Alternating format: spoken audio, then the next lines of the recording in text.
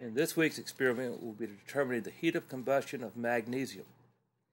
Hess's law was named after Germain Hess, which states that because enthalpy is a state function, the enthalpy change of a reaction is the same regardless of what pathway is taken to achieve the products.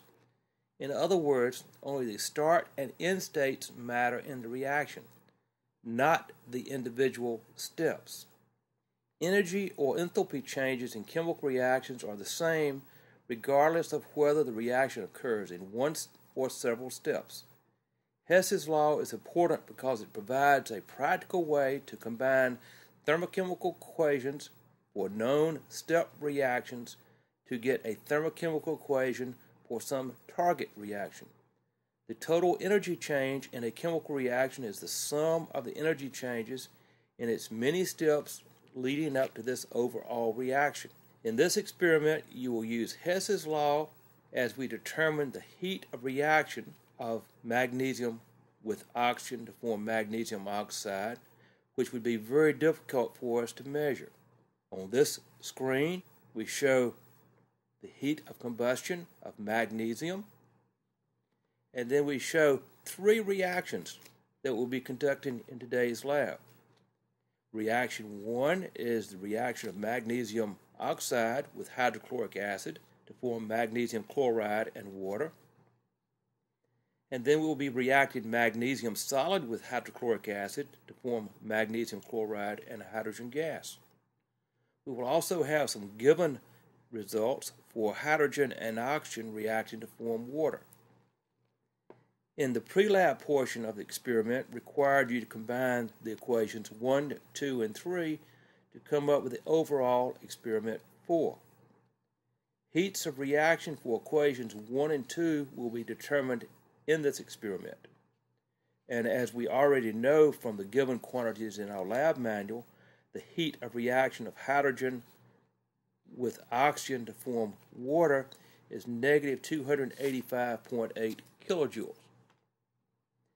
The objectives of this lab will be to combine the three chemical equations to obtain the fourth, the heat of combustion of magnesium. Use prior knowledge about the additivity of reaction heats, Hess's law, and then determine the heat of combustion of magnesium ribbon or magnesium shavings, which we may give you. For the procedure, you will connect the probe to the computer interface. You will open file 19, heat of combustion. Reaction 1, you will take a styrofoam cup and put this into a 250 milliliter beaker, as shown on the screen. Then measure out 100 milliliters of 1 molar hydrochloric acid into the styrofoam cup. Caution, make sure you handle the hydrochloric acid solution with care. It can cause painful burns if it comes in contact with your skin. Use a utility clamp and a slit stopper to suspend a temperature probe from a ring stand as shown. Lower the temperature probe in the solution in the styrofoam cup. Then weigh out exactly 1 gram of magnesium oxide solution on a piece of weighing paper.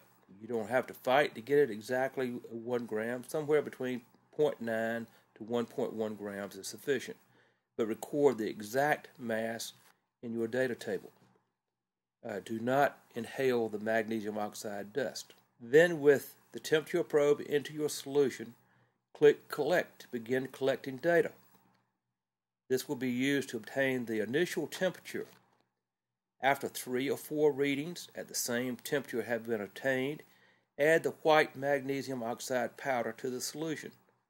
Use a stirring rod to stir the cup contents until a maximum temperature has been reached and the temperature starts to drop. Then you can click Stop to end data collection. From the graph and data, determine the initial and final temperature. Discard this solution down the drain. And then you will perform reaction 2. Repeat the steps using about 0.5 grams of magnesium solid. Be sure to record the measured mass exactly in your report sheet. You will proceed as we did for reaction 1 in collecting the initial temperature, and the maximum temperature for the reaction. And now for processing our data, we will calculate the change in temperature for reactions 1 and 2. And then for each reaction, reaction 1 and reaction 2, you will calculate the heat released by the reaction. Remember, Q equals Sm delta T, where the specific heat is given in your lab manual as 4.18 joule per gram degree Celsius. The mass should be the mass of hydrochloric acid solution, 100 grams. And then you will convert joules from this equation to kilojoules in our final answer. Then you will determine the change in enthalpy.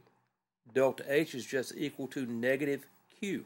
Then you will need to determine the number of moles of magnesium oxide and magnesium used for reactions 1 and 2.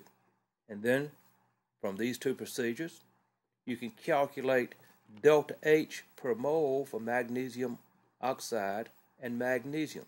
Then, determine the delta H per mole of magnesium for reaction 4.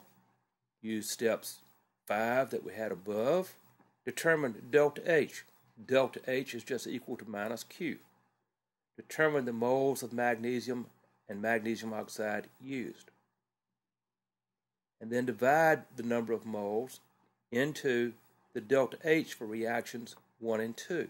And then using Hess's law to determine the delta H per mole for reaction 4, magnesium and oxygen forming magnesium oxide. And finally, determine the percent error for your answer that was obtained in the previous procedure. The accepted value for this reaction can be found in a table of standard heats of formation in your lab manual.